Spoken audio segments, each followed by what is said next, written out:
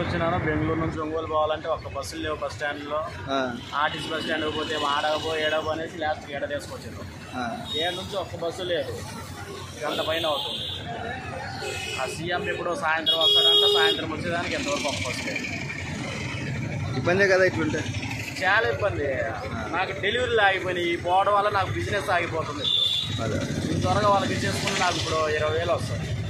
మీరు ఎక్కడికి వెళ్ళాలి ఇప్పుడు? ఒంగోలు వెళ్ళాలి. ఎంతసేపు అయింది వచ్చి మీరు? 1 అవర్ పైన అవుతుంది. ఒక్క బస్సు రాలేదు, ఒక్క బస్సు లేదు. నాకే కాదు ఇది, వీళ్ళంతా కూడా చాలా పాపం. వీళ్ళు పల్లె వెలుగులు పోవాలన్నా కానీ ఒక్క బస్సు లేదు. వాళ్ళంతా చూడు ఎంతమంది వెయిట్ చేస్తాం. ఎవరిని అడిగినా మాకు తిరిగి అంటున్నారు. అంటే బస్ స్టాండ్కి పోలేదా? బస్ స్టాండ్కి పోలేదా? బస్ స్టాండ్ పోతే అక్కడ రాదు అన్నారు, మళ్ళీ ఇక్కడ వస్తుంది అన్నారు.